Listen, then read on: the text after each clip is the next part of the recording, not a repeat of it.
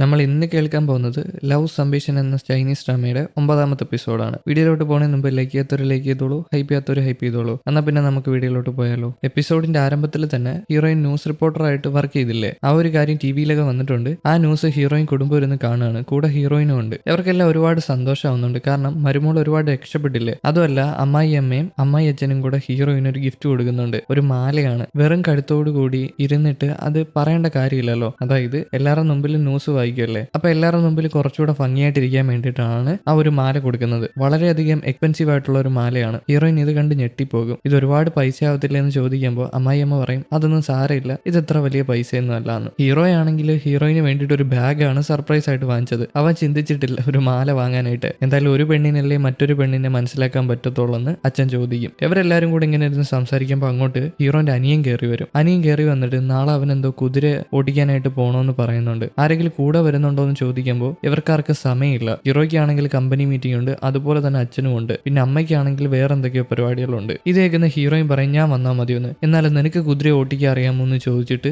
അനിയൻ അവിടെ നിന്ന് ദേഷ്യപ്പെട്ടു പോകും. ഹീറോയിന് ചെറിയ രീതിയിൽ വിഷമവും. പിറ്റേ ദിവസം ആ അനിയനാണെങ്കിൽ സ്കൂളിൽ ഫുട്ബോൾ കളിക്കുന്ന നേരത്ത് വേറൊരു പയ്യനുമായിട്ട് അടിയുണ്ടാവും. അതെങ്ങനെയാന്ന് വെച്ചാൽ ഓപ്പോസിറ്റ് നിൽക്കുന്ന പയ്യൻ നമ്മുടെ പയ്യനെ തറയെ തള്ളിയിട്ടു. അങ്ങനെ അതിൽ ദേഷ്യം സഹിക്കാൻ പറ്റാത്തവനാണെങ്കിൽ തിരിച്ചു പോയി അവനെ തള്ളിയിട്ട് അടിച്ചു. പിന്നീട് എന്താ ഉണ്ടാവുക, സ്കൂളിൽ അറിഞ്ഞിട്ട് ഈ വിവരം അമ്മേനെ വിളിച്ചു പറയും. അമ്മേനെ വിളിക്കുമ്പോൾ അമ്മ ഫോൺ എടുക്കത്തില്ല. അമ്മയ്ക്ക് മനസ്സിലായി മോൻ എന്തോ പണി ഒപ്പിച്ചു വെച്ചിട്ടുണ്ട്, അതിന് ചീത്ത പറയാനായിട്ട് ടീച്ചർ വിളിക്കുന്നതാണെന്ന്. അതുകൊണ്ട് തന്നെ ഫോൺ എടുക്കത്തില്ല. ഹീറോയിൻ ആണെങ്കിൽ തൊട്ട് സൈഡിൽ എന്തോ പട്ടിയെ കളിപ്പിക്കുകയാണ്. എന്താ പറ്റിയ അമ്മ എന്ന് ചോദിച്ചിട്ട് ഹീറോയിൻ അടുത്തോട്ട് ചെല്ലും. അങ്ങനെ ഹീറോയിനെ അടുത്ത് പിടിച്ചിരുത്തിയിട്ട്, ഞാൻ നിന്നോട് ഒരു കാര്യം ചോദിച്ചാൽ ഒന്നും വിചാരിക്കല്ലേ, നമ്മളൊക്കെ ഇപ്പൊ ഫാമിലി അല്ലേ, അപ്പൊ നിനക്ക് എന്റെ മോന്റെ പേരൻസ് മീറ്റിങ്ങിന് പോകാൻ പറ്റുമോ, നിന്റെ അനിയനല്ലേ, ഒന്ന് പോയിട്ട് വാടി എന്ന് പറയുമ്പോൾ ഹീറോയിൻ സമ്മതിക്കും. അവൾക്ക് വേറെ വഴിയില്ല. അങ്ങനെ അമ്മ ടീച്ചറിനെ വിളിച്ച് പറഞ്ഞിട്ട് ഹീറോയിനെ കൂടെ ഈ സ്കൂളിന്റെ ഗ്രൂപ്പിൽ ആഡ് ചെയ്യും. എന്തെങ്കിലുമൊക്കെ പ്രശ്നം വരുവാണെങ്കിൽ ഈ മോന്റെ കാര്യത്തിനായിട്ട് പോകാൻ വേണ്ടിയിട്ട്. ഇപ്പൊ ഹീറോയിന് സ്കൂളിൽ പോയി വഴക്ക് കേൾക്കണം. മറ്റേ തറയിൽ വീണ പയ്യനില്ലേ, അടി കിട്ടിയ പയ്യൻ, ആ പയ്യന്റെ പേരൻസ് വന്നിട്ട് പ്രശ്നം ഉണ്ടാക്കുന്നുണ്ട്. അത് സോൾവ് ആക്കാനായിട്ട് ഹീറോയിൻ സ്കൂളിൽ പോകും. സ്കൂളിൽ പോയിട്ട് ചീത്ത കേൾക്കും ടീച്ചറിന്റെ. സ്കൂളിൽ വിട്ട മക്കള് രക്ഷപ്പെടും, അല്ലെങ്കിൽ അവർ നല്ല വഴിക്ക് പോകുന്നു ചിന്തിക്കാൻ പാടില്ല, വീട്ടിൽ കൂടെ ശ്രദ്ധിക്കണം എന്ന് പറഞ്ഞിട്ട് അവർ ചീത്ത പറയും. ഈ ചീത്ത വിളിയും കേട്ടിട്ട് പുറത്തിറങ്ങി വരും ഹീറോയിൻ. അവിടെ നോക്കുമ്പോൾ ആ പയ്യനാണെങ്കിൽ അവിടെ നിന്ന് ഫുട്ബോൾ കാണുകയാണ്, കുട്ടികൾ കളിക്കുന്നത്. ഹീറോയിനും അടുത്ത് ചെന്ന് നിന്നിട്ട് അവനോട് എന്താ കാര്യം, എന്താ പ്രശ്നം എന്ന് ചോദിക്കും. എന്നാൽ അവൻ പറയാൻ കൂട്ടാകുന്നില്ല. അവൻ മൈൻഡ് ചെയ്യാതെ അവിടെ നിന്ന് മാറിപ്പോകും. ഹീറോയിന് വീണ്ടും ചെറുതായിട്ട് വിഷമാകും. പിന്നീട് ഹീറോയിൻ പേരൻസ് മീറ്റിംഗ് കഴിഞ്ഞിട്ട് വീട്ടിൽ തിരിച്ചു വരും. അച്ഛനും അമ്മയും ഹീറോയിൻ കാര്യം എന്താണെന്ന് തിരക്കും. അവൾ കാര്യം പറഞ്ഞു കൊടുക്കും. അമ്മയ്ക്കാണെങ്കിൽ ആകെ ദേഷ്യം, ഈ പയ്യൻ വഴിതെറ്റി പോകുന്നുള്ള ഒരു പേടി. അതുകൊണ്ട് തന്നെ അവനെ അബ്രോഡ് വിട്ട് പഠിപ്പിക്കാന്ന് തീരുമാനം എടുക്കും. എന്നാൽ ഹീറോയും അച്ഛനും സമ്മതിക്കത്തില്ല, കാരണം കുട്ടി ചെറുപ്പമാണ്, 14 വയസ്സേ ആയിട്ടുള്ളൂ. അതിനു മുമ്പ് അവൻ അബ്രോഡ് വിടേണ്ട കാര്യമില്ലല്ലോ. ഈ അമ്മയുടെ ഏതോ കൂട്ടുകാരിയുടെ മോനാണെങ്കിൽ 10 വയസ്സിലെങ്ങാണ്ട് അബ്രോഡ് പോയി. അവനെ പോലെ അവനും പോയി പഠിക്കട്ടെന്നാണ് പറയുന്നത്. ഹീറോയിനെ വഴക്ക് പറയും, അമ്മ നീയാണ് നിന്റെ അനിയനെ പുന്നാരിച്ച് വഷളാക്കുന്നതെന്ന്. എന്നാൽ ഹീറോയ്ക്ക് താല്പര്യമില്ല അനിയനെ പുറത്തുവിടാനായിട്ട്. ഈ കാര്യങ്ങളൊക്കെ കേട്ടുകൊണ്ട് അനിയൻ സ്റ്റെപ്പിന്റെ മണ്ടയിൽ നിപ്പുണ്ടായിരുന്നു. ഇന്ന് നേരത്തെ സ്കൂള് വിട്ടു. അവനാണെങ്കിൽ ആകെ ദേഷ്യം വന്നിട്ട് അവൻ റൂമിൽ കയറിയിട്ട് ഡോറ് വലിച്ചടയ്ക്കും. ഇപ്പോഴാണ് അവർക്ക് കാര്യം മനസ്സിലാവുന്നത്, ഈ പയ്യൻ ഇതൊക്കെ കേട്ടുകൊണ്ട് നിപ്പുണ്ടായിരുന്നു എന്ന്. ഞാൻ പോയി അവനെ സമാധാനിപ്പിക്കാന്ന് പറഞ്ഞിട്ട് ഹീറോയിനാണ് ആ പയ്യനെ സമാധാനിപ്പിക്കാനായിട്ട് റൂമിൽ കയറി ചെല്ലുന്നത്. പോകുന്ന സമയത്ത് ഹീറോയിനെ വിളിക്കുന്നുണ്ട് കൂടെ വരാനായിട്ട്. ഇനി അവൻ വരുമെന്ന് അറിയാൻ പാടില്ല. എന്തായാലും ഹീറോയിനായ പയ്യന്റെ റൂമിൽ ചെല്ലും. ആ പയ്യനാണെങ്കിൽ ഒരുപാട് ദേഷ്യം ഹീറോയിനോട്. കാരണം എന്താന്ന് വെച്ചാല് ഹീറോ നേരത്തെ ഈ പയ്യനുമായിട്ട് സമയം പങ്കിടുമായിരുന്നു. എന്നാൽ ഹീറോയിൻ വന്നതിന് ശേഷം പങ്കിടുന്നില്ല. അതുമല്ല ഇവൻ വിചാരിച്ചിരിക്കുന്നത് ഹീറോയിനാണ് അച്ഛനെ അമ്മയും നിർബന്ധിച്ച് ഇവനെ അബ്രോഡ് പറഞ്ഞു വിടാൻ പോകുന്നതെന്നാണ്. എന്നാൽ അങ്ങനെയൊന്നും അല്ലല്ലോ. ഇവനാണെങ്കിൽ നീ എന്റെ അച്ഛനെ അമ്മയും തട്ടിയെടുത്ത് എന്റെ ചേട്ടനെ തട്ടിയെടുത്ത് അത് കഴിഞ്ഞിട്ട് എന്നെ ഇവിടെ നിന്ന് ഓടിച്ച് കളയാൻ പോവാണെന്നൊക്കെ ചോദിക്കും. ഹീറോയിനാണെങ്കിൽ വിഷമമുണ്ട്, ഉള്ളിൽ ഒരു ചിരിയും വരുന്നുണ്ട്. ഇവന്റെ ഈ വർത്തമാനങ്ങളൊക്കെ കേട്ടിട്ട് ഹീറോയിൻ പറയും, അതെ ഞാൻ തന്നെയാണ് നിന്നെ ഇവിടെ നിന്ന് പെട്ടിയടിക്കാൻ പോകുന്നത്. ഞാൻ പറയുന്നത് കേട്ടാൽ നിന്റെ ചേട്ടനോട് ഞാൻ പറയാം നിന്റെ കൂടെ സമയം പങ്കിടാനായിട്ട്. ഇനി ഞാൻ പറയുന്നത് കേട്ടില്ലെങ്കിൽ നിന്നെ അബ്രോഡ് പെട്ടി കെട്ടിക്കും. ഇത് കേൾക്കുന്ന പയ്യൻ പേടിച്ചിട്ട് ഹീറോയിനോട് ചോദിക്കും, ഞാൻ എന്താ ചെയ്യേണ്ടതെന്ന്. പിന്നീട് ഹീറോയിൻ വർക്കിനായിട്ട് പോകുമ്പോൾ അവളുടെ ബോസ് അവളെ വിളിച്ച് അടുത്തിരുത്തിയിട്ട് അവളോടത്ത് കൺഗ്രാറ്റുലേഷൻ പറയും. എന്തിനാണെന്ന് ഹീറോയിന് മനസ്സിലാവത്തില്ല. പക്ഷെ എന്താണെന്നല്ലേ, ഹീറോയിന്റെ കമ്പനി ഇല്ലേ, അത് ഈ ന്യൂസ് കമ്പനിയായിട്ട് കൊളാബ് ചെയ്തിട്ടുണ്ട്. പക്ഷെ അവൻ ഒരു ഡിമാൻഡ് വെച്ചിട്ടുണ്ടായിരുന്നു, ഹീറോയിനെ തന്നെ ആങ്കർ ആക്കണമെന്ന്. അതുകൊണ്ട് തന്നെ കമ്പനിക്കൊക്കെ ഒരുപാട് ലാഭമായിട്ടുണ്ട്, ഏത് ഈ മീഡിയ കമ്പനിക്ക്. അപ്പൊ ഹീറോയിനെ ആങ്കർ ആക്കണം. ഹീറോയിൻ ആങ്കറിംഗിൽ ഒരുപാട് കഴിവുണ്ടെന്ന് പറഞ്ഞിട്ട് ബോസ് മോട്ടിവേറ്റ് ചെയ്യും. കാരണം വേറൊന്നുമല്ല, ഹീറോയിന്റെ കമ്പനിയാണ് ഇതിന് കൊളാബ് കൊടുക്കുന്നത്. അതുകൊണ്ടാണ്. ഹീറോയിൻ സന്തോഷപ്പെട്ട് പുറത്തിറങ്ങി വരും. അവൾ ആങ്കർ ആവാൻ പോവല്ലേ. അവൾ പുറത്തിറങ്ങി വരുമ്പോൾ അവളുടെ കൂട്ടുകാരി വന്നിട്ട് പറയും ഹീറോയിൻ ആരോ കാണാൻ വന്നിട്ടുണ്ടെന്ന്. അതുകൊണ്ട് തന്നെ അത് ആരാണെന്ന് അറിയാനായിട്ട് അവിടെ ചെല്ലും. രണ്ടുപേരും കൂടെ ഒരു റെസ്റ്റോറന്റിൽ പോയി കോഫി കുടിച്ചിട്ട് സംസാരിക്കും. അത് വേറെ ആരും അല്ല, ഹീറോയിന്റെ പഴയ ഒരു കൂട്ടുകാരനാണ്. അവരെങ്ങനെ ആ കണക്ഷൻ ആയെന്ന് നമുക്ക് കണ്ടാലോ. പണ്ടൊരു ദിവസം ഈ പയ്യനാണെങ്കിൽ അവന്റെ പ്രൊഫസറിനെ കാണാൻ വന്നിട്ടുണ്ടായിരുന്നു, എന്തോ ഒരു പ്രോജക്റ്റിന്റെ കാര്യം പറയാനായിട്ട്. എന്നാൽ ആ പ്രൊഫസർ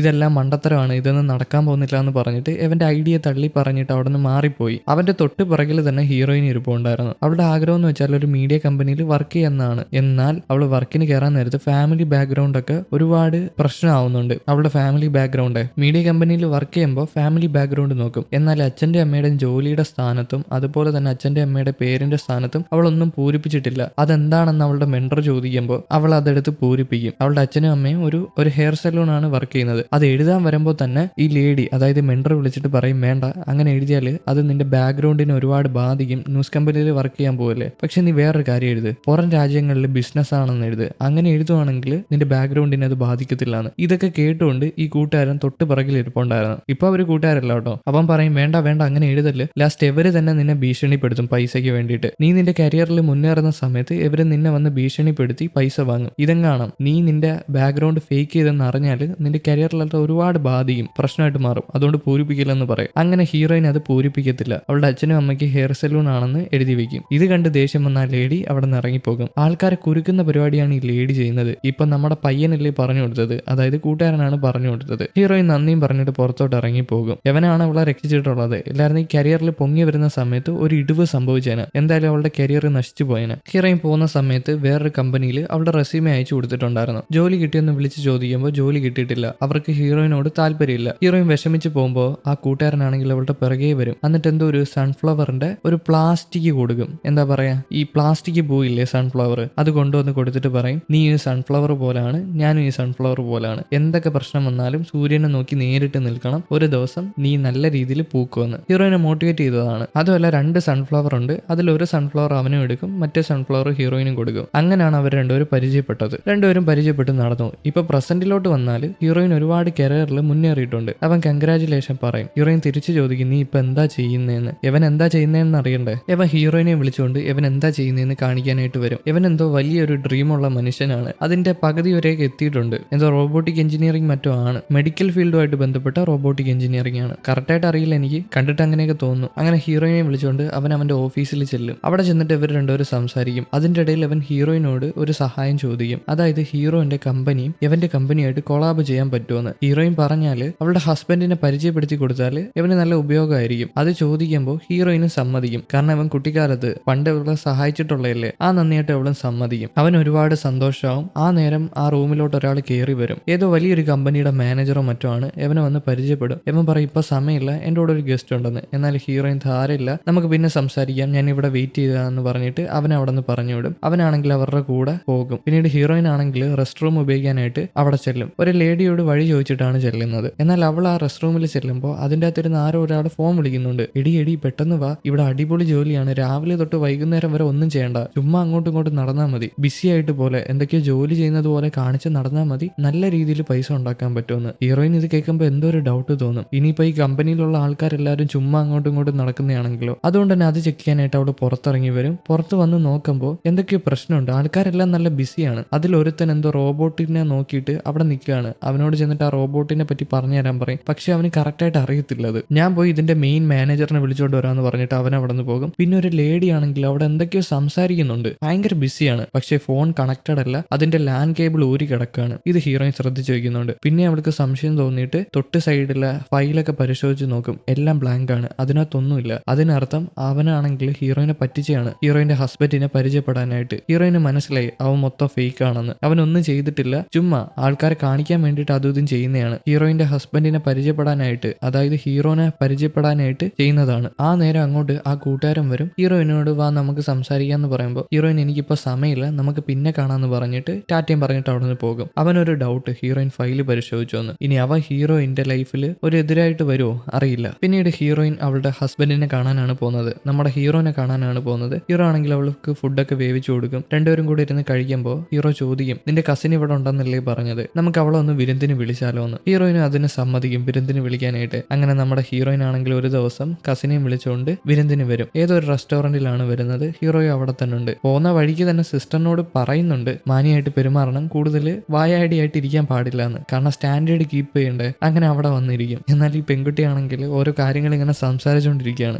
അവരെല്ലാരും കൂടെ ഒരുമിച്ച് കൂടുമ്പോൾ അങ്ങോട്ടൊരു സ്റ്റാഫ് വരും ഫുഡിന്റെ മെനു ചോദിക്കാനായിട്ട്. അവർ വന്നിട്ട് കേൾക്കാത്ത ഏതൊക്കെയോ ഡിഷ് പറയും. ഈ സിസ്റ്റർ ആണെങ്കിൽ അന്തം വിട്ടു പോകും. ഇതുവരെ ഇങ്ങനത്തെ ഒരെണ്ണം കേട്ടിട്ടില്ല, എനിക്ക് എന്തായിരുന്നാലും തന്നാൽ മതി എന്ന് സിസ്റ്റർ പറയും. അങ്ങനെ എന്തോ ക്യാബേജോ അങ്ങനെ എന്തോ എന്തോ സാധനമാണ് ഓർഡർ ചെയ്യുന്നത്. അതല്ല ഇവർ കഴിക്കുന്ന സമയത്ത് ഈ പെൺകുട്ടിയാണെങ്കിൽ ഓരോ കാര്യങ്ങൾ പറയുന്നുണ്ട്. സിസ്റ്ററാണ് പറയുന്നത്. ഹീറോയിന്റെ ഫസ്റ്റ് ലവിനെ കുറിച്ചൊക്കെ പറയുന്നുണ്ട്. ഹീറോയിനെ ഒരുത്തൻ പ്രൊപ്പോസ് ചെയ്തു, എന്നാൽ അവൾ അത് റിജക്ട് ചെയ്തു. അവൾ നല്ലൊരു പെൺകുട്ടിയാണ്, സ്കൂളിൽ ടോപ്പറാണ്, ഓരോ കാര്യങ്ങളൊക്കെ പറയും. ഞാനും അവൾ ഒരുമിച്ചാണ് പഠിച്ചത്, നീയും അവൾ ഒരുമിച്ചാണോ പഠിച്ചത്? പക്ഷേ ഹീറോയിൻ എന്നോട് അങ്ങനെയല്ലല്ലോ പറഞ്ഞേ, അവള് വേറെ സ്കൂളിലാണ് പഠിച്ചതെന്നല്ലേ. ഒരു നിമിഷത്തേക്ക് സിസ്റ്റർ ഒന്ന് പകച്ചു പോകും. ഇപ്പൊ കള്ളത്തരങ്ങളൊക്കെ പുറത്തു വരുമെന്ന് വിചാരിച്ചിരുന്നപ്പോ അതങ്ങനല്ല, ഞാനാണെങ്കിൽ എന്റെ സ്കൂളിൽ തോറ്റുപോയി, അങ്ങനെയാണ് ഞാൻ 2 വർഷം ഒന്നും കൂടെ റിപ്പീറ്റ് ചെയ്തത്, അങ്ങനെയാണ് ഞാൻ അവളുടെ സ്കൂളിൽ ചെന്നതെന്ന്. അപ്പൊ അതിൽ നിന്ന് എങ്ങനെയൊക്കെയോ രക്ഷപ്പെട്ടിട്ടുണ്ട് കള്ളം പറഞ്ഞിട്ട്. പിന്നെ അവള് സംസാരിക്കും, ഹീറോയിൻ ഒരാളെ ഇഷ്ടപ്പെട്ട ജീവിതകാലം മൊത്തം അവൾ ഇഷ്ടപ്പെടും, അതുകൊണ്ട് തന്നെ അവളെ തള്ളി പറയാൻ പാടില്ല, അവൾക്ക് നിങ്ങളെ ഒരുപാട് ഇഷ്ടമാണെന്ന്. ഹീറോയിൻ അതിന് സമ്മതിക്കും, എനിക്കറിയാന്ന് പറയും. ഹീറോ സിസ്റ്ററിനെ ഒരു സ്ഥലത്ത് പോകാനായിട്ട് വിളിക്കും. ഏതോ ഒരു ക്ലിഫിന്റെ മണ്ടയിൽ നിന്ന് കണ്ടാൽ